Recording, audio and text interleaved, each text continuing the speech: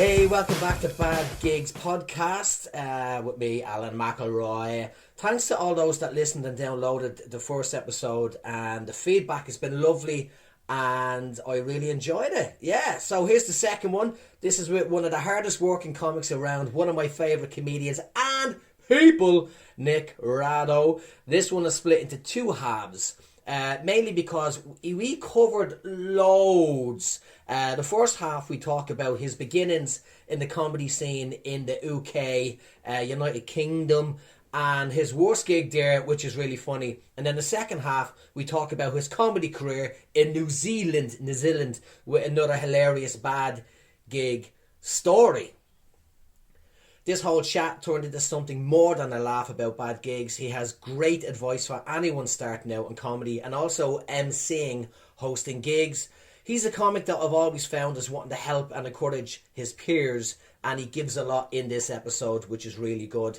So let's jump in for the first half. This was recorded in a beer garden in Northcote, Auckland, which, as we're in lockdown again now, a beer garden is an absolute dream to me. But there is background noise and some wind later on. I apologise. Wind from the air, not from the bum-bums. But I enjoy doing the chats in public places, like the first one. It makes it more informal and relaxed. And also, I had my dog with me. That's relevant because at some stage he shakes his head and he has chops. His face like Beethoven the dog in the movie. He's got all these moist slaps from his face, and it sounds like a group of 14-year-olds watching dirty films for the first time in their lives. Also, as I'm setting up to recording, I left it recording at the start. Something I do, you know, in case we said something interesting. And he did! We talked about how we, at 22 years old, wouldn't be into our material now. I kept that in because it's important to know as a comedian that you can't always please everyone in the crowd, and the fact that we both agreed that we couldn't please our younger selves proves that. So enjoy. I'll jump back in the middle to have a quick little chat because my dog started causing trouble. So in the meantime, enjoy, and I'll talk to you soon. Bye! Yeah. You just read the comments and stuff and you just like, everyone's going, oh, this is funny, and there's one person who's just like, I wouldn't take comments from that guy. I saw him at the gala for free and he didn't make me laugh once. And then I was like, but then I just saw it and I wanted to comment. I was like, I always, when I see that, I always want to just go, love your work. Yeah. But I didn't. I looked at, so I went onto his thing, and it's like, it's this 22-year-old kind of kid who is from Wigan. Yeah. And I just was like, well, you're going to hate my comedy. Yeah, it's not for you. Yeah. It's not for you. You know, I would hate my comedy at 22. I wouldn't want to listen to me. Yeah, exactly. I wouldn't want to listen to me at 22. I didn't want to listen to anyone at 22. No, exactly. And so, I don't know, it's an interesting now, but now it gets to the point where I don't really care. And it's actually really quite liberating. And yeah. It's, and even like with reviews and stuff, like I had some people come want to come to my Wednesday show, and they said, so I put all the media through me. Yeah. And then so they're like, who wants to come? And so I've had like loads of people want to come, and I just said, oh yeah, you can. Here's a ticket. Yeah. You can buy a ticket if you want to review it, and then they don't come. Yeah. But I don't need any reviews. Yeah. I've got all my quotes. Reviews are redundant after a while. If you have a good video on social media, then that's all you fucking need. Exactly. Did you start doing comedy in the UK? So I started June the 1st, 2005. I can remember the date. Yeah, I remember the date because I'd just broken up with the girl who I travelled overseas to go to be in England. Yeah. So I think we went over in 2002. I don't even remember the day I left New Zealand. Yeah. I remember the day I did comedy. That's how much it was more important to me. Get that right. And then that relationship was. And then so I went over there and then lived in Liverpool for a year, and that was a horrible year. They say Liverpool's a good place for a weekend, and I spent a year there. And so, yeah, it was just people loving me for no reason, hating me for no reason. And then the people I was staying with, the family I was staying with, was her aunties and uncles and stuff. and they wouldn't even call me my name. They'd call me the refugee. That's the kind of banter those places have, though, isn't it? Yeah, and that's not, they're not letting that go. Well, coming from New Zealand, it was harsh. But then when I realised after a year, oh, that's like Northern English sense of humour. Yeah. That Scouse sense of humour is attacking, and if you give it back, then they love you. Yeah. But when you're going over there green, like I was like 21 or something like that, coming from New Zealand, and hadn't even, I think I've been to Australia once. That was the most, multicultural thing. I used to just think that everyone in England talks like they were from East End, and that was all the accents that there were. Yeah. And then going to Liverpool, where I couldn't really understand what they're talking about, and it was good. It was really good learning, and it was Anyway, so I did that, and then went down to Bristol for a bit, and then me and my girlfriend at the time, we broke up, and then I was working in radio at the time, and she didn't even want me to do that because she thought that was a fickle industry. Yeah. So I couldn't tell her that I wanted to do comedy. So I just basically, anyway, we went separate ways, and then I was like, kind of just had this moment. I was like, I can do anything I want. Yeah. I can. You cut off the shackles. And I was like, okay, well, I'll give myself. Me and my mate James, we went and did. We signed ourselves up for an open mic, or like a new act. We didn't know it was a competition. We thought it was just like on the night, like everyone on the night is like what is it called? Anyway, you can't have been doing comedy for more than a year. Yeah. And we're like, that's perfect. We'll just do that night and it'll be fine. Anyway, so we gave ourselves 3 months, 6 minutes. They gave us the list, and it was at the Bath Comedy Cabin. And it was Jeff Whiting, who does like mirth control gigs and stuff, and he was sort of running this sort of heat of this competition, and they didn't do like a running order, they just did like a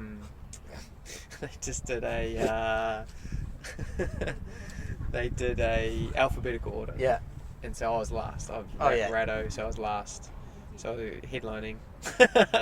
Your first ever gig. And then I did the gig. I don't remember anything about it, but I remember going well. Yeah. I remember going. I had mates in the audience, and I since know that that's probably not a good idea to have your mates in the first one you do. Yeah. But it worked out, and I did well, and it was fine. It's not usual that people go well in their first gig. Yeah. I did it, and I thought, since looking back, if I had gone bad, I probably would have stopped there and then. Right. Yeah, right. I did it, and it was a competition on the night. Again, I didn't know it was a competition.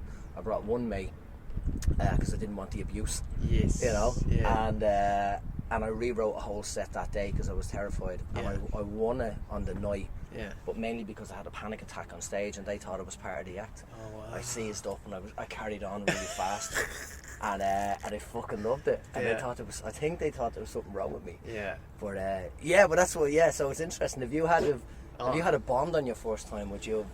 Oh, no doubt. Because I didn't want to do it for a job. I just wanted to do it to say for a story to tell down at the pub. Yeah. So I just wanted to do once. Yeah, and just go. I did it once, and then just go and then tell that story, and then that's it. Yeah. I've just got this experience. You're a hero at the pub. Absolutely. Yeah. Yeah. For that 2 minutes Yeah. or whatever that story was, and then so that was fine. And then the next day, I got a phone call from Jeff Whiting, who was running the pub, and he goes, and I don't know why I was with my ex-girlfriend. I think I was having lunch with her or something. I was probably handing something back to her or something. Yeah. And I got a phone call, and he said, do you want to do a gig in Exeter the next day? How far away is that? Exeter's like an hour and a bit from where I was, so maybe an hour and a half. Yeah. And then I said, oh, no thank you. And then that was it. And then I hung up. And then she called him back and said he'll do it.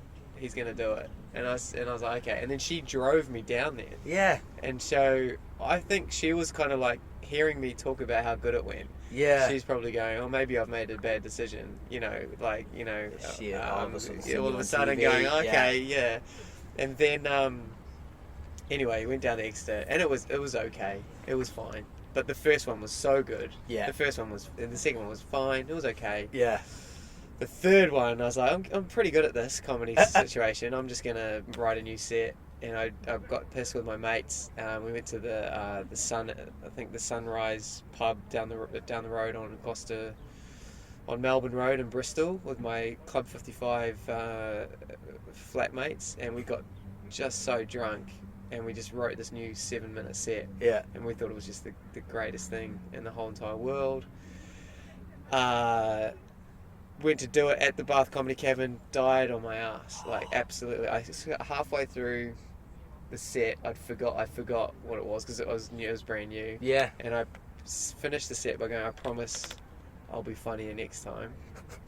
And people there was like 3 people, and there was 100 people who were like that, clapping me off. Then I went to the bar, and then the MC came on and said, that's the best death I've ever seen, where someone apologises, and they promise that they'll do better. That's humble. That's a nice way of doing it, because if you have a bad gig, you're like, I just need to get out of here now. And he even said, like, you didn't try and push on. I said, yeah, because I forgot all my stuff. I had nothing to say, and I couldn't even go to my old stuff because it was like, that's also new stuff. Yeah. And so, and anyway, after that, these twin girls came up to me, and they were like, we really want to hear the rest of the story. What was the story? When I finished the story, and then the MC, because it was at the break at the time, he saw that these twin semi-attractive girls came up to me and wanted to know the rest of the story, and then he goes, welcome to comedy, son. Even when you're really shit. A couple of twins. It has an effect. And I was like, okay, all right. But then I was like, I was going to give up because I died of death. It was a horrible. I was like, no, that's it. That would have done me. Yeah. I was in my head. I'd signed out. Yeah. But then I think about 3 or 4 days later, I got a phone call from the competition I did. The first competition, first day, first gig. And I'd made it through to the semi-finals of the So You Think You're Funny competition, which is one of the biggest UK competitions, where Peter Kay and Eddie Izzard and a whole bunch of other people have won and gone on to bigger and better things. And so they said it's in about 2 weeks' time or something, you got to go up there and you got to be performing in front of 400 people. I think Julian Cleary was the judge, Hal Cruttenden was the MC. And then I thought, I better do some warm-up shows. Yeah. I did one gig in Bradford upon Avon, and it was like a wedding, I think. It was like, it wasn't a wedding, but it was like a marquee outside. Yeah. And there was a comedian called Jeff Norcott. He said it was the funniest thing he's ever seen, because he knew the story beforehand of how I bombed on my ass. Yeah. And he said the first 5 minutes of my set, I was monotone, looking down at the floor, telling my jokes, and then as they started to laugh, I grew in confidence. And he said by the end of it, I was walking around the stage, I was gesturing, and I was just like, brilliant. Going all this thing. And then he just said it was amazing to see how confident you grew. And he says, but you should just start like that. Yeah. And I was like, okay, cool. And so I did that, ended up going to the competition, doing well in the competition. I was like, there's like 10 acts on, and I was like the best on the night. Yeah. And then this guy called Tom Allen came on, second to last, and he ended up winning the heat, and he ended up winning the whole competition. Yeah. And so there was like a wild card thing, so I had to stick around for a couple of days just in case that I got called up. I didn't get called up, and here's the reason why, is because the year that happened, I'm trying to remember everyone, but it was, so in that year, there was a guy called Charlie Baker, Stuart Goldsmith, Rob Broderick, who does like a lot of stuff with Ricky Gervais now. Yeah. Sarah Millican. Fucking hell. And who's the, Kevin Bridges. And Tom Allen won it. Yeah. Tom Allen won it, and I think Kevin Bridges, I don't even think placed, I think. And then, but Sarah Millican got like second, and it was just like all these people who sell at O2 arenas and stuff now. Yeah. And I was like, kind of going, all right. And then, but off the back of that, I just got gigs because they saw me and they were like, oh, he's good, and and just up in Edinburgh and all that kind of stuff. But the first 2-3 years, I think I did like maybe 14 gigs. Yeah. In the first 2 years. And then I went up to Edinburgh again. I got roped in. A couple of mates wanted to go to Edinburgh, do it properly, and they said, oh, we're going to do a thing called International Stand-Up, got an English person, we've got an Australian. I did that here. Yeah. And then so can we have a Kiwi and whatever. And I was like, okay, I'll do it.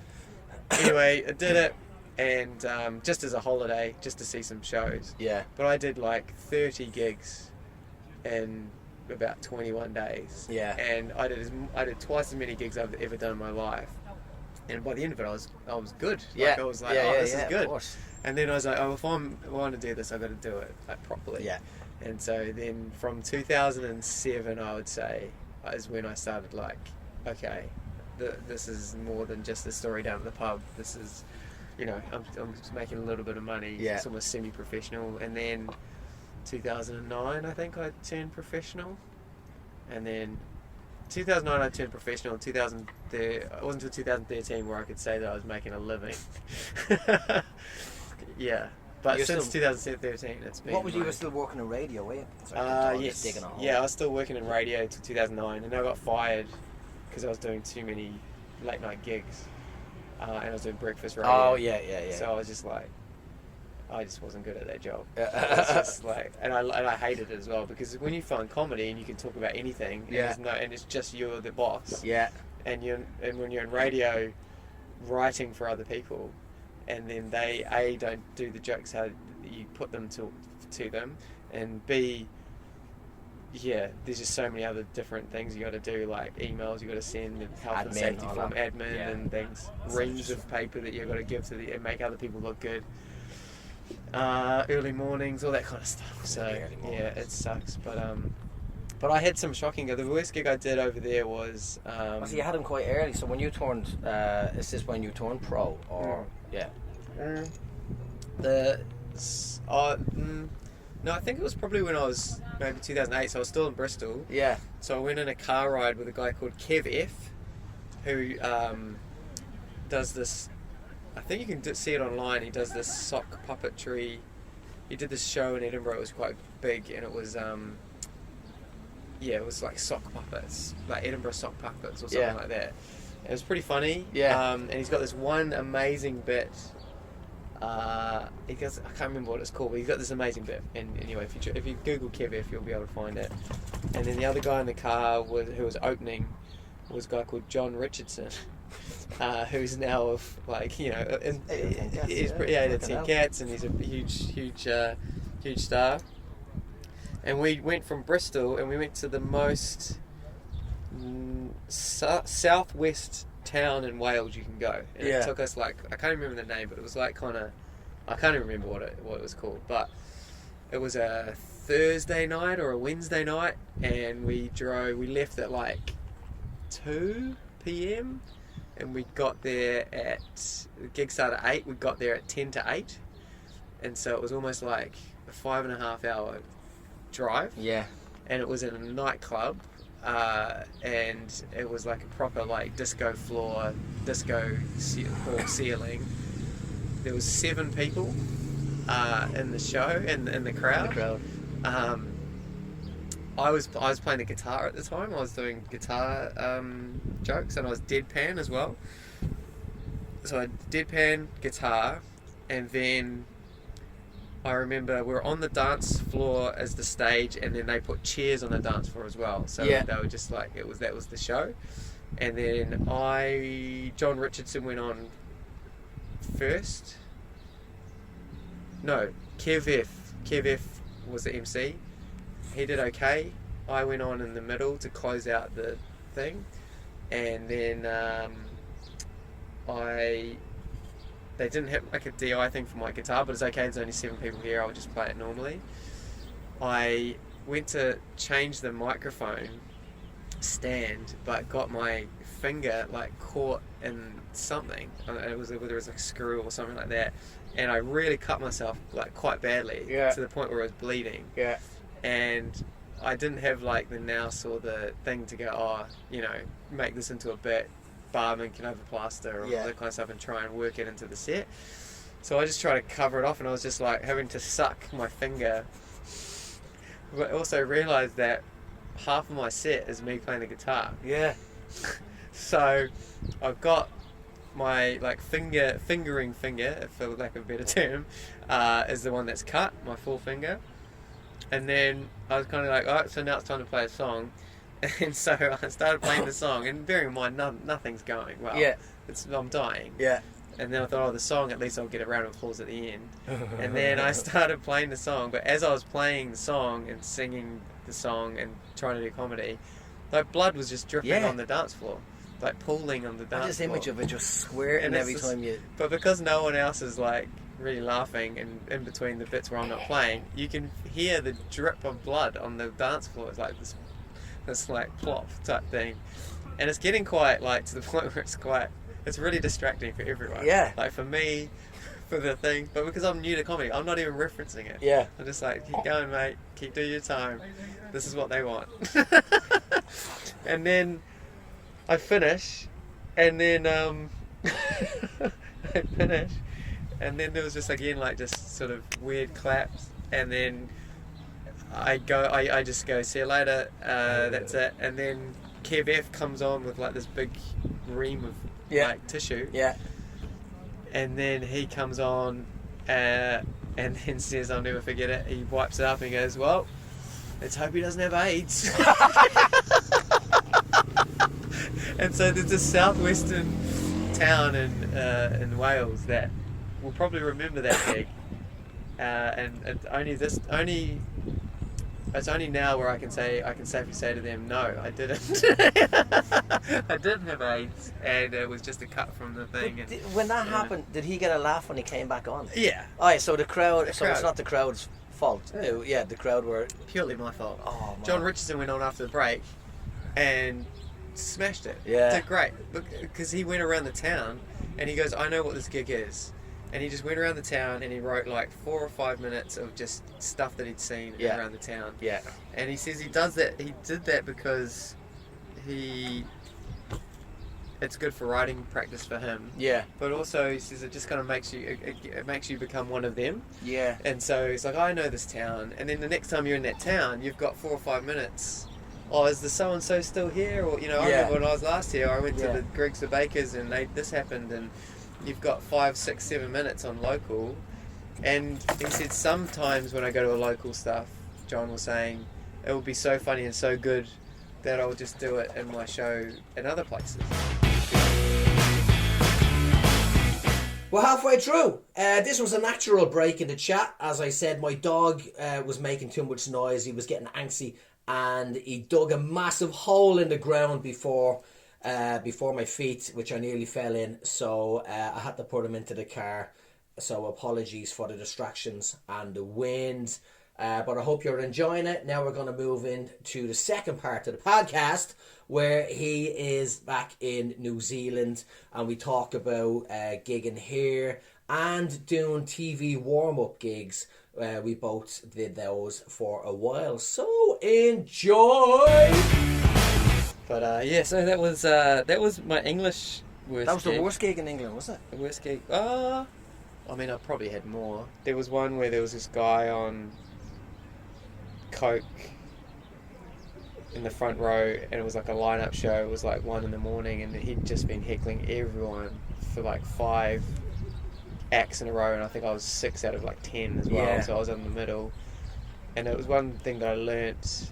I got a really good line out of it accidentally, which was I went up and he heckled me, and I said, mate, you've been heckling all these acts this whole time.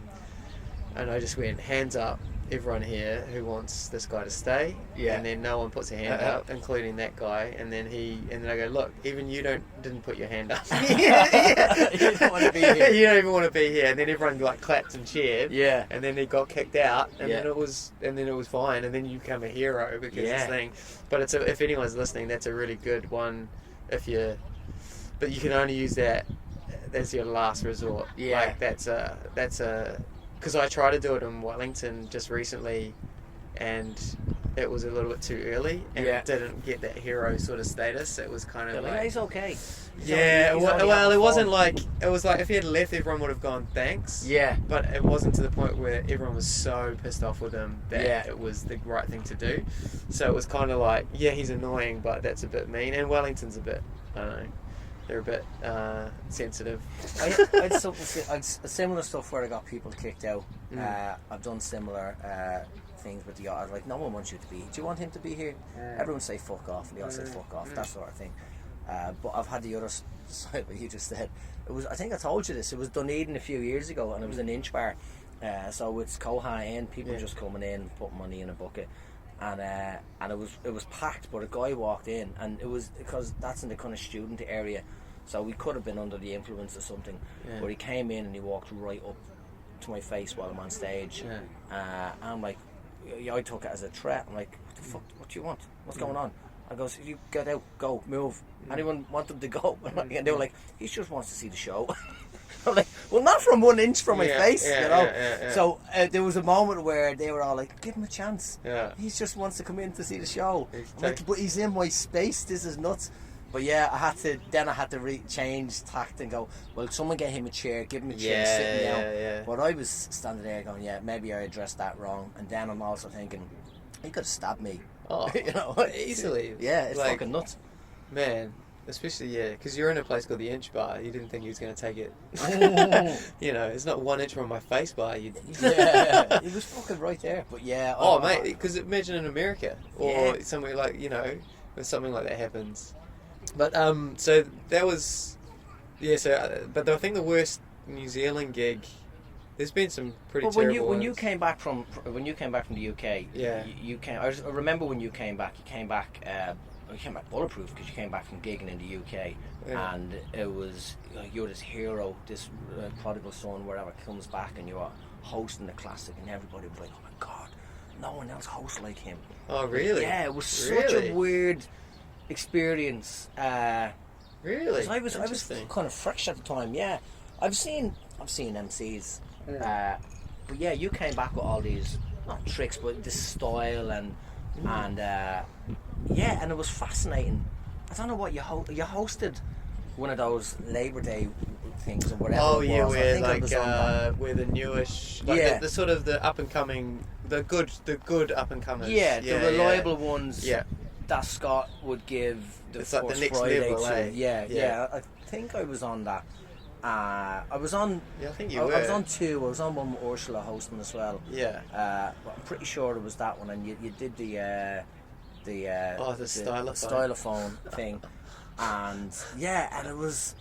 I just remember all the comedians on the balcony going, like similar to what I said, watching Lee bring out the guitar and play songs. I was like, fuck, that just changed. He's doing this shit now.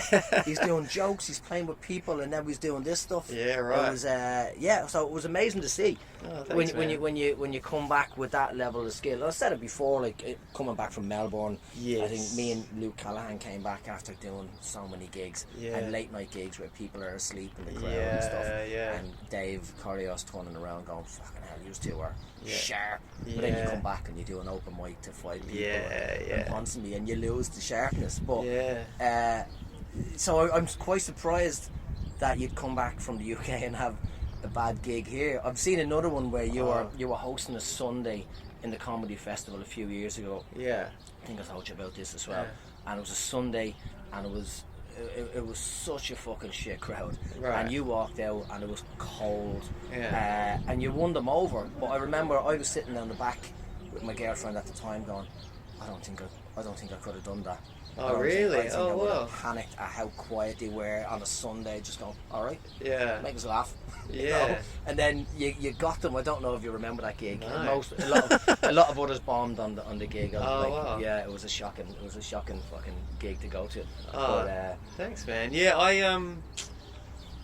It was interesting because I've never really heard that, because I obviously came back. I just thought everyone hated me because I was hosting, you know, I was just like, I got nominated for the Billy T and all that. So I just sort of kept my head down and tried to. But I learned a lot from Jared Christmas, who has got that kind of like crowd work and stuff, and also just not being afraid, and Daniel Kitson as well. Like I would watch him, and he would just remember him Late and Live one time. He's got a famous one where he was at Late and Live, and there was someone in the front row, and he looked a bit depressed, and he said, "Oh mate, what's happening, mate? You look a bit depressed." And he's like, "Oh no, I'm all good." And he goes, "No mate, come on, we can cheer you up." And he's just like, "Oh, what's your hopes? What's your dreams? Have you ever, been over have you ever been overseas, or anything like that? And he goes, Yeah. no, I've never left, Scotland or whatever. He goes, oh, okay. And he goes, would you like to? He goes, yeah, I think. He goes, so what are you doing? He goes, oh, I'm unemployed at the moment, so, I'm just a bit down. And then he turned this whole show into a whip around to get him flights to go somewhere in Europe. Yeah. Because, there's like, they had the Ryanair that you could get like £1 flights or whatever. Yeah. So he was on his phone on the website going, there's a £2 flight to Prague, and then he goes, no, I don't want to go. And then so it made this thing, I was like, mate, we're paying you a flight. And so it just became and a whip around for £2 as well. Whip around, and then whip around, and then they said, oh, he'll need some spending money and all that kind of stuff. He ended up getting like 300 or 400 quid, and he said, you're going to fly there tomorrow in the morning. Yeah. And then you're going to come back that same day, and you're going to come to the gig the next night. Yeah. And you're going to tell us what happened. I want you to bring us a souvenir to prove that you've been back. Yeah. And then that was the show. Yeah. The next Late and Live was sold out that night. Wow. The same people were Yeah. like, oh, I've got to go. I don't even know what this is. Yeah. But I'm going to go see if that guy comes back. He came back the next night, and he got like this fridge magnet from Prague or whatever, and he just talked about whatever. And then he was like going, would you go again? He goes, not really. I'm quite a homebody kind of thing. But it was just this amazing experience. Yeah. But from that I was just like, there's nothing you can't do. Yeah. And there's nowhere you can't go.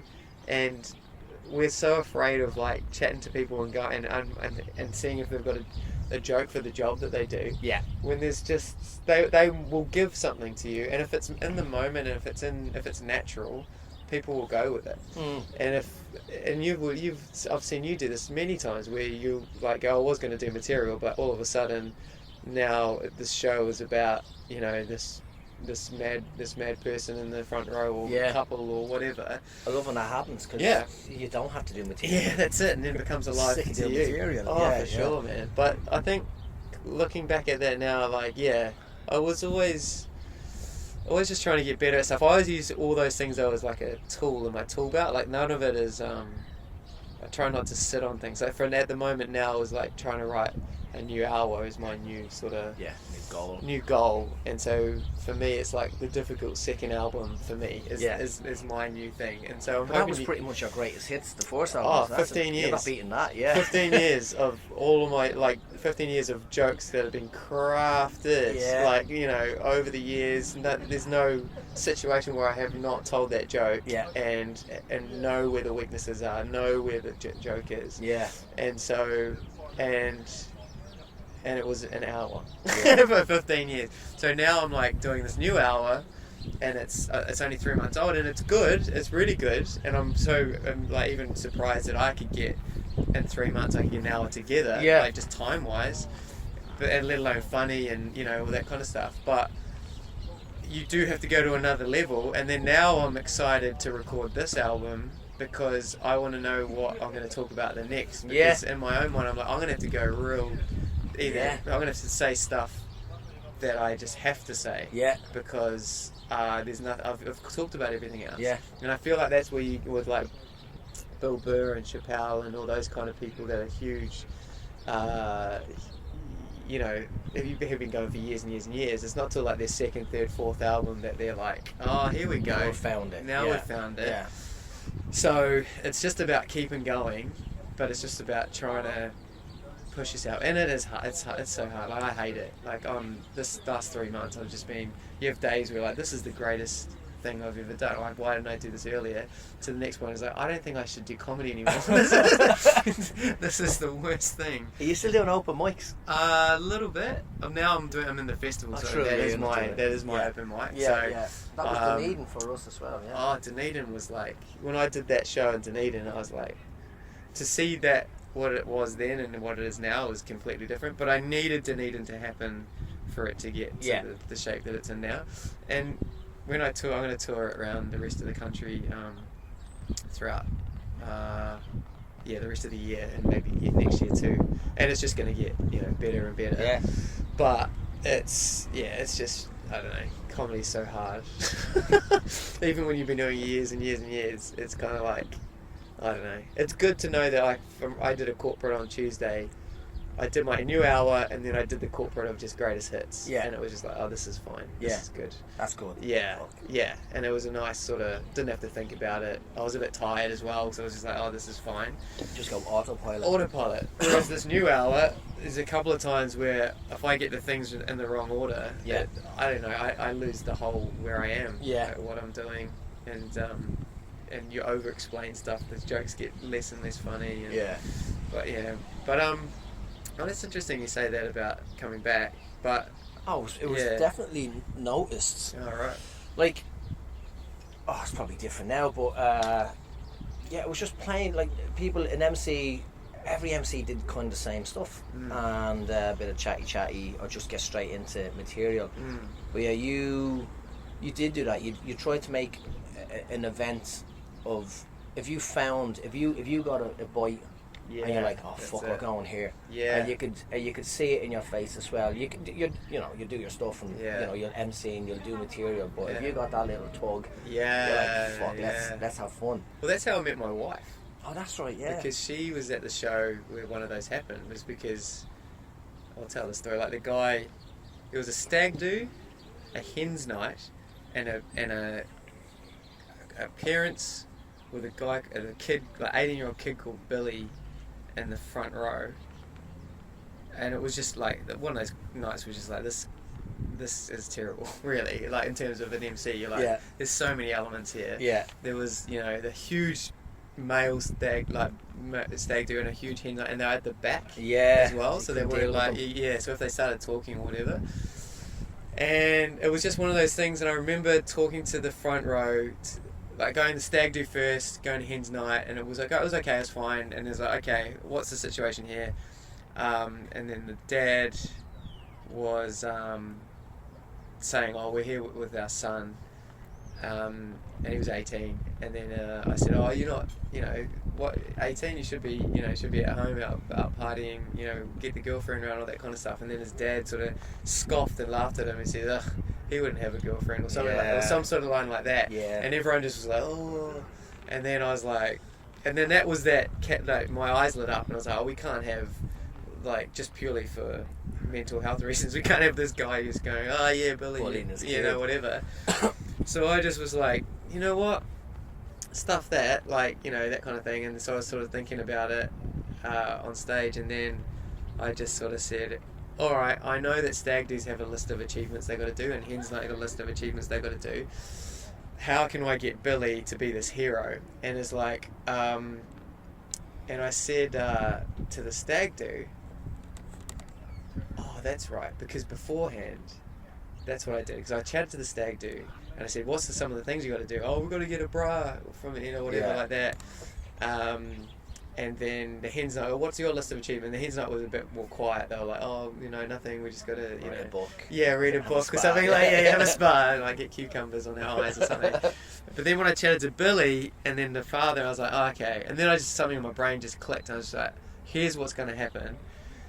Stag do, you're going to get that bra. Hen's night, you're going to give the bra to the stag do. But here's the thing, Billy is going to collect it. And then they were like, "Hooray!" like that. And then the hen's night. And then I think it was the hen. She came out. She was like, "Yes, this is great." She walked back around to the classic toilets, the disabled toilet, and then Billy went and followed her. And then everyone was like chanting his name. Yeah. And I was like going, oh. And I remember going, wouldn't it be funny if I brought on the next act right now? And we didn't conclude it. Yeah. And then anyway, so. The woman comes back, she's giggling and she's like holding herself, like, go running back to the thing. And Billy hasn't come back, and we're like, and then they started chanting his name. Yeah. They're like, Billy, Billy, like that. He comes out and he holds the bra up above his head like it's like a UFC belt. Yeah. Like he's just like parading it around. The champ has returned. And it was just like, whoa. Everyone just was like, oh my gosh, how is this? And then he sat down, no words needed to be said, like that, it was just like, this was fine. And then I remember going, ladies and gentlemen, you guys ready for your headline act? And then I think it was like Andrew Clay or someone like that who came on afterwards and was like, how do you follow that? Yeah. Like I'd be fuming with me if they'd done that before me. Yeah. And then, but my wife was in the audience that Yeah. night, and she was just like, and then that's when she said, she approached me, and she was just like, I've got to meet up with this guy. And then, and Every then day that was must it. be like that. And do you know what the funny thing is? I've just realised our youngest daughter is called Billy. So how full circle is that? Oh wow, you didn't even realise that. I didn't even realise that. Billy's a great name. Yeah, Billy's a great name. So that's where it came from. Yeah. But that was that. But there's been some terrible gigs. The worst gig I did was what's the worst one in New Zealand? The worst one in New Zealand was TV warm up for Red Nose Day, and I've done that. yeah, it's horrible. And it was at the Q Theatre, and you had to go in. I think it was about 9:30 at night. It was almost like a telethon type style, and you have to go on between the adverts and stuff and keep people going. There's industry people in there, they hate you, and it's just like, ugh, this is the worst. And I remember doing my jokes on stage, and I was halfway through a joke, and so what's supposed to happen is the side of stage person's supposed to go, you got 4 minutes here, and then tell you when there's like a minute to go or 30 seconds to go. Yeah. And they come on stage, and even if you're in the middle of a bit, they sort of tap you on the shoulder. I'll finish that bit later. Yeah. We're about to come back. Round of applause, all that kind of stuff. Yeah. Anyway, so go on. They go, Nick, you've got to fill for 10 minutes. And I'm pretty new at this stage as well. Yeah. I'm like I can riff and stuff, but it's, the 10 minutes of banter of material was quite a lot, considering I'd done a lot previous. Did 10 minutes. I was about five minutes in. And then I sort of looked at my watch and I've got 5 minutes to go. I know I'll tell this really long story. Yeah. And that'll kill the time. And it's also a really funny bit. So I get like a minute into it.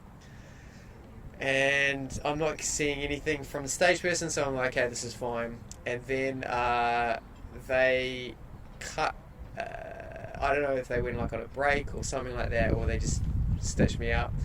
But and then they not only did they come in, they cut into me like doing this joke and like going, trying to be funny. There was like this projector of what was going on TV, and it was an advert of this kid dying of cancer, and the whole audience could see that, but I couldn't see it. So I'm just going, I'll get this light off me, or this kind of stuff. Yeah. And then all I can see is this light, and there's this kid dying. I mean, they don't know. I don't know. Yeah. But they're like, you can see the light too. Oh, they can see the light too. Anyway, I turn around, I see what's happening, and then I'm just like, oh no, like that, and I sort of go like this, and I sort of go into this like forward dive roll almost to kind of like to show how how embarrassing this is. But this has been like it was on TV. Yeah. That it was like going. Like it was like so I've sort of had to dive roll and then sort of like kind of almost army crawl off stage while the presenters come on and go, oh anyway, that was Timmy, donate and all this kind of stuff. And so it was horrific. And it was like, but it was like, they just didn't even say anything. They just didn't even do anything. You're just like, okay, Nick, we need to go after this. Sorry about that, I just had to go to the toilet or whatever. So after this, you're going to have to do another 10 or whatever. And you're just like, there's just no empathy. They don't treat you when you warm up. Job. It's a thankless job. They don't treat you as that you're part of the, like, I don't even know. Like you're like a cleaner. Yeah, you're worse than a cleaner. You're worse than a cleaner. Because at least people have been trained to be polite to cleaners. Yeah. But the warm-up people, they just do an amazing job, and then they go, okay, thanks mate, can you do another warm-up for us, actually, and then sometimes like they'll be on a show and they'll be like, they'll need a comedian, or a comedian's pulled out last minute, and they go, do you know a comedian that could come in last minute? Yeah. I'm here. I'm just here telling jokes. Did you know I got the laughs? Yeah. The laughs for you. Yeah, the ones that you're going to replace with the ones on the show aren't good enough. I did warm up for a bit. I did that show as well. I didn't have that, thank fuck.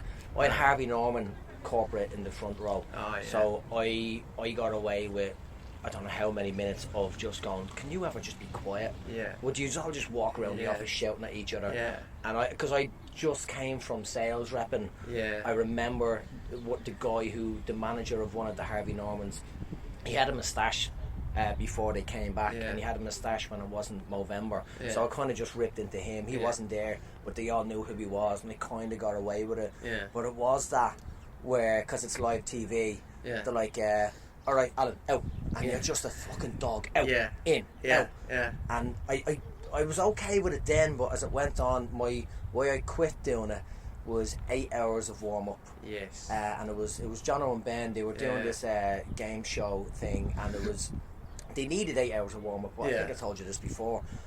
In the first 4 hours, it was two different audiences. So the first 4 hours, I got away with it because I found a guy who looked and dressed like a character from a 1990s teenage show, California Dreaming or something, or Saved by the Bell. One of those, and he also looked like MC. He looked like Vanilla Ice. Yeah. So we got the band playing music and Yeah, that, nice. and we kind of got away. We did get away with it. Yeah. But then the audience changed, and we were sponsored by Georgie Pie. Yeah. So the only food was Georgie Pie, and that's you're not getting energy from a a Georgie Pie. And it was a heat wave, so there was industrial fans. Yeah. And then the whole new audience came in, and I'm clutching. I'm like, does anyone here look like anyone from the 90s? Does anyone want to, anyone want to get up and dance? And I hated it. Then I got a warm up gig last year for the dog show. Oh yes, yeah. And my mate was producing the show, and he said, you might want to do this. And at the time we were in lockdown, I went, I need to take every job I can for get. Sure, yeah. I'll take it. And it was oh man, I fucking hated it. It was arena seating. There was audience here. It was a Sunday, and there was kids in the crowd, and it was I hadn't done warm up for so long. And like, you, Alan, out. Yeah. And they were, hey, how's it going? Yeah. And if you focus on one crowd, they're not interested. And I started asking, who has a dog, makes a noise, yay. What type of dog have you got? And then the girl was a German pointer. I'm like, jeez, you can't, that's a bit controversial, isn't it? Like, made a kind of Nazi joke. And there was a couple of laughs over there, but then there was a few other people that were like, no, this isn't happening, you're not. And I'm like, all right, clutching at straws, and then I stopped doing it. And it was, in the beginning it was bad because obviously you're turning down money, but at the end of the day, then you become the warm up person, and then you don't sort of go on to that next level. And there's really good people doing it, and it's a great job. But yeah, it's like any job. If you're mentally not okay with it, if you're mentally not there, then you have to get out. And I think, and for a while, for like 2, 3, 4 years, I was really fine with it. It was good. I really enjoyed it. 7 days, and I enjoyed having a laugh and making friends and doing that. But when I got to those bigger gigs, but in saying what you just said there, I didn't even realise I did it. At the start, I was sitting there going, right, I'll write this joke, I'll do this joke at this point, and I'll do this joke, and I'll jump in, and I'll get my claps. I have these jokes for the little laugh and the big laugh. By the time I was finished, I was walking out going, we know we have to laugh, don't we? So do a little laugh. And then it kind of triggered an actual laugh. I was like, that was a weird laugh. And but I was getting away with it, and maybe I was doing a good job, but I wasn't doing any material. I was walking out going, laugh, I dare you. And then someone else laughed. I'm like, ooh, But I wasn't. And then I didn't feel like I was into it. But I tell you one thing that's really good for it is that you do all that, and that's good, and you learn from those situations. But in our toolbox as comedians, we have to learn and go through all these really different situations so that we know how to how to play them when we are in that next scenario. So when I recorded my special, I didn't have anyone warming up for me. I did my own warm up. So I had 7 or 8 minutes of warm up gear that I could use. That I didn't use on the thing, but I warmed them up, and they got used to my rhythm, and they got like they liked me, and then I got the claps and cheers and the laughs and all that kind of stuff. So it was all recorded. Then when I went back out and then came back out and did my special, and if you go online, it's called On Trend, and you listen to it, you'll hear that I get a laugh from the first thing I say because I did the warm up. So I basically come out and tell them exactly what's going to happen, what they're going to do, and then when I come out for the live and I do the big, whatever, and I just go, hello, oh, thank you so much, that's so unexpected, and then they laugh, and then or you start the special, haven't even told a joke, you're up, you're firing, but it's because of all the the hours and hours and hours of warm up that we did. Yeah. To be able to go, you know what, I'll save myself money by not paying someone to, to do the warm up, but also it's a different rhythm. What if they smash it and they, and they like absolutely destroy it? Yeah. What if they stink it up and then you've got to like so you have the most perfect other person warming you up. There's so many things that has to go right for that to be beneficial to you. That I think sometimes if you can warm up yourself, totally do it. Of course, yeah. Yeah. If the good thing about what we do is that whatever, and this I guess maybe the theme or the message of the podcast is, however horrendous the gig is, that's where the most learning is occurred. Whether it is I'm not going to do warm up again, or I will address the elephant in the room when my finger is bleeding and leaving a pool of blood on the dance floor. Yeah. Or being in the moment. And just going, you know what, this is a bit rubbish. It's a Sunday night. It's a Sunday crowd. Like everyone's a bit quiet. How would they've done all these things and it hasn't worked. Don't go out and do the same. Like try something different. Yeah. Like, even if it doesn't work, it doesn't matter. It didn't work for them. So it's you win or you learn, and I just think that it's that's where you make the most learnings. And I've learned in the last 3 months. I've learned a lot with this new hour. But I feel like that's the only thing that because there was a moment there for me personally where there's about a year, especially when I was doing stuff in Australia, and I could just do the same, like the greatest hits, because it was too easy. It's too easy. I was winning a lot, and that was good, money wise, and potentially career wise, because people were seeing you do stuff. But I was not writing or learning anything new. Or it was just you were just sort of getting pat on the back, really, for a time. And so, as much as COVID has been really bad, it's actually, for me, it's been like a reminder to go, oh, this is actually, you need to be out of your comfort zone. You need to learn, if you're going to grow to that next level, whatever that third and fourth album is, to then really do stuff that you're not only proud of, but people will know you for, then that's the only way to go. But, But even when I say that, I still want to fast forward to that. Yeah. I want to skip the open mics. I want to skip the Monday in front of two people. Mate, exactly. So that was Nick Rado. I hope you enjoyed it. He is one of the hardest working comedians around, aiming to do what the biggest acts in the US do, where they force themselves to write a new hour every year. Nick's special is great. It's called On Trend. It can be found on his website. It's nickrado.com or .co. You just Google the name, look it up. It's a great album. I hope you enjoyed it. I hope you continue to enjoy it. Share it, spread it with your friends. Spread the podcast, not your legs. Ew! COVID joke relevant to last... Well, not really relevant anymore. The next one, I'm going to do the interview today with one of my favourite comedians and people, Tara Mahumboy. And we have a great bad gig that we did together in Hamilton, New Zealand, when we opened for Jackass, the remaining members of Jackass, who at the time were struggling for money. So now I know there's a movie back out this year or next year, but this gig was absolutely mental. So myself and Taryn will tell that story and a few other stories in the meantime. But thanks again for listening. Again, spread it with your people. Stay safe in this lockdown in New Zealand, and I'll talk to you soon. Bye.